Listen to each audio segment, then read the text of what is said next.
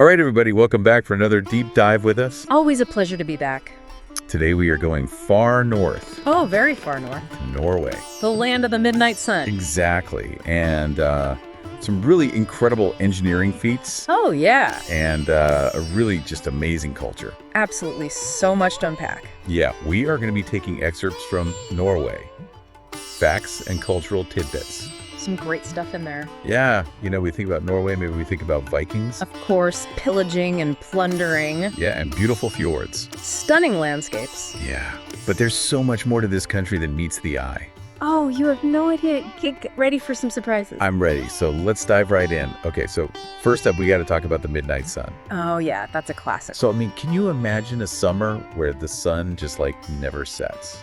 It sounds magical, right? It does, but how does it even work? It's all about location, you see. Okay. Norway extends way up north above the Arctic Circle. Right. And because of the Earth's tilt during the summer months, the sun stays above the horizon 24/7. Oh, wait, so it's literally daylight all day long. All day long, you got it. That's wild. Think about the Svalbard archipelago way up there. They have sunshine nonstop from April to August. No way. Are you serious? Yeah, that's like 4 months of straight sunshine. Wow. I can't even imagine what that does to your sleep schedule. I know, right? It definitely throws a wrench in things like work schedules, social gatherings, you name it. I bet, but then you swing to the other extreme, Yeah. right?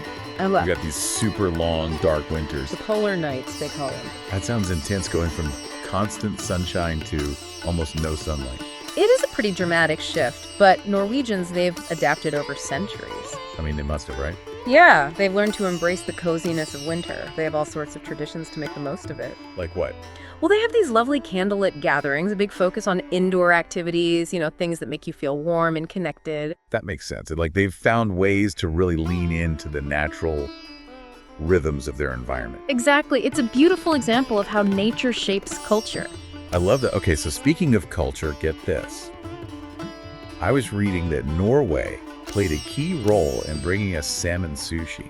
Wait, really? Yeah, can you believe it? Salmon sushi? It's like a global phenomenon now. I know, right?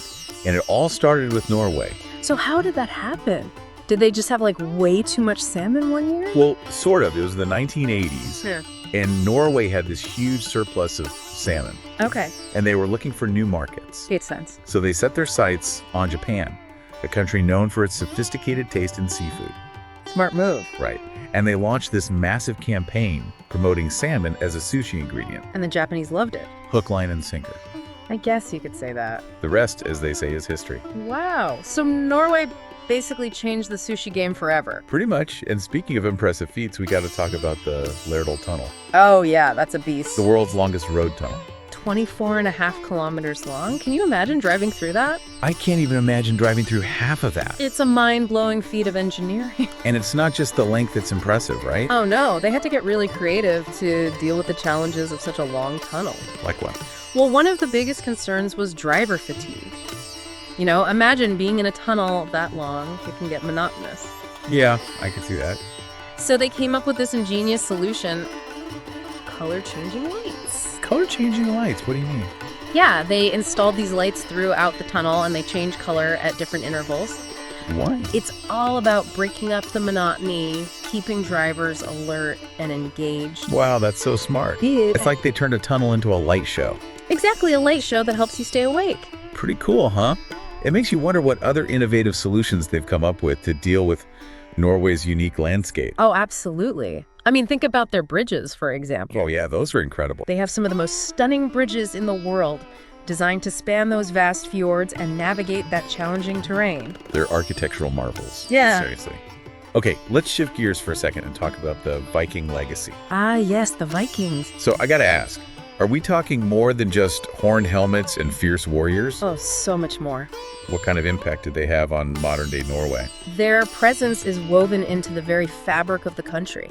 Really? Oh, yeah, from their language and place names to their craftsmanship and storytelling traditions. So it's like their spirit is still alive in Norway today. Absolutely. Even a word like berserk, Yeah. that comes from the Vikings, it reflects their warrior spirit. Wow, I had no idea. Yeah, it's fascinating how these ancient cultures continue to influence us. Totally. Okay, now let's talk about something a little more delicious. Oh, I'm all ears. Brunost. Brunost. Have you ever heard of this? I'm not sure I have. Fill me in. Okay, so it's brown cheese.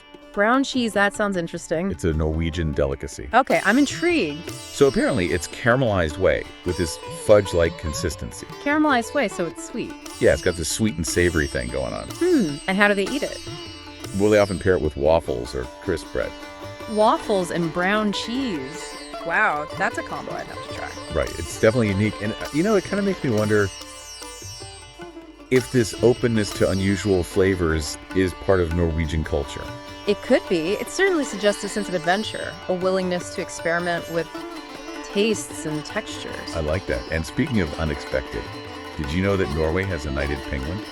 Wait, a knighted penguin? You're kidding, right? Nope, I'm serious. His name is Sir Niels Olav. Sir Niels Olav, that's amazing. Okay, tell me more. So he's a king penguin at the Edinburgh Zoo. Okay. And get this, he was given an honorary knighthood by the Norwegian king.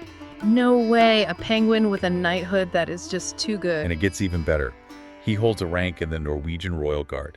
You're making this up. I swear I'm not, it's a real thing. Wow, okay, so a penguin is basically royalty in Norway. Pretty much. It's just such a charming tradition. It shows their love for animals and their playful side. It's definitely one for the trivia books. Right, what else have you got? Okay, this one is heartwarming. Get ready for this. Norway almost gifted a mountain to Finland. What, they were going to give away a whole mountain? I know it sounds crazy, but it's true.